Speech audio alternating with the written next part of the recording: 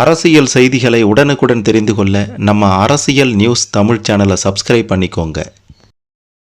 திருச்செந்தூர் அருகே வாக்கு சேகரிக்க சென்ற திமுகவுடைய முன்னாள் அமைச்சர் அனிதா ராதாகிருஷ்ணனை அந்த பகுதி கிராம மக்கள் ஓடவிட்ட சம்பவம் பெரும் பரபரப்பை ஏற்படுத்தி இருக்கின்றது.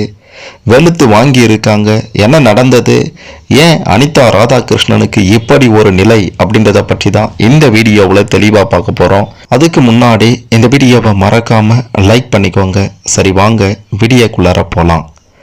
திருச்செந்தூர் அருகே கல்விலை அப்படின்ற ஒரு கிராமத்தில் வாக்கு சேகரிக்க சென்ற அமைச்சர் அனிதா ராதாகிருஷ்ணனிடம் வாக்குறுதிகளை நிறைவேற்றவில்லை என்று குற்றம் சாட்டி பொதுமக்கள் கேள்வி கேட்டு எதிர்ப்பு தெரிவித்து வாக்குவாதத்தில் ஈடுபட்டு அவர் திரும்பி சென்ற விவகாரம், அவரை ஓடவிட்ட சம்பவம் பெரும் அதிர்வலைகளை உண்டாக்கி இருக்கின்றது. சட்டப்பேரவை தேர்தலில் திருச்செந்தூர் தொகுதியில் திமுக வேட்பாளராக அறிவிக்கப்பட்டிருக்கக்கூடிய அமைச்சர் ராதாகிருஷ்ணன் 7வது முறையாக போட்டியிடுகின்றார். இதற்காக கடந்த மார்ச் 30ஆம் தேதி வேட்புமனு தாக்கல் செய்த இவர் பிரச்சாரத்தை தொடங்கி ஒவ்வொரு ஊராக சென்று வாக்கு சேகரித்து இருக்கிறார். இதன் ஒரு பகுதியாகத்தான் உடன்குடி மேற்கு ஒன்றியம் செம்மரிகுளம் ஊராட்சி பகுதிகளான ராமசுப்பிரமணியபுரம், வலசை கிணறு, கல்விலை, பூலிக்குடியிருப்பு, அணைத்தலை ஆகிய கிராமங்களுக்கு ஏப்ரல் 4ஆம் தேதி தன்னுடைய ஆதரவாளர்களுடன் அனிதா ராதாகிருஷ்ணன் தன்னுடைய ஜீப்பில் சென்றிருக்கின்றார்.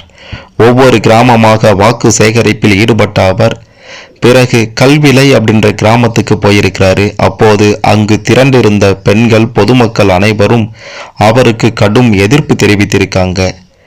இதற்கு முன்பு தேர்தல் வாக்குறுதியாக கொடுத்த அடிப்படை வசதிகளை எங்களுடைய கிராமத்தில் நிறைவேற்றி தரலை, கிராமத்தில் கோயில் கட்டுறதுக்கு உதவியும் கேட்டோம், அதற்கும் உதவி செய்யலை, இப்போது மட்டும் எதற்காக வாக்கு கேட்டு எங்கள் கிராமத்துக்கு வந்தீர்கள் அப்படின்ட்டு அனிதா ராதாகிருஷ்ணன் மற்றும் அவருடைய ஆதரவாளர்களிடம் கேள்வி கேட்டு வாக்குவாதத்தில் ஈடுபட்டு இருக்காங்க.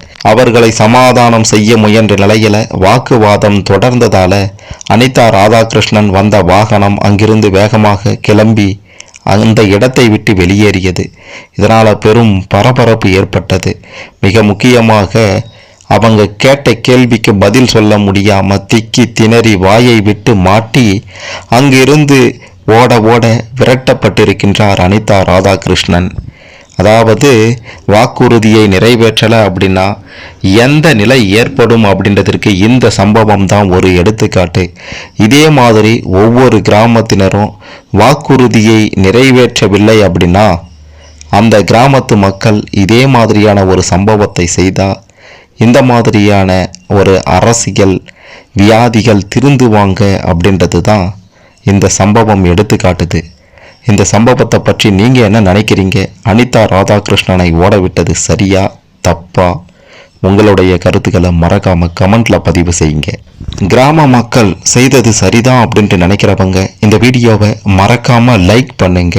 இல்லை அவர் பண்றது தப்பு அப்படின்னா மறக்காம உங்களுடைய கருத்துக்களை கமெண்ட்ல சொல்லிட்டு போங்க.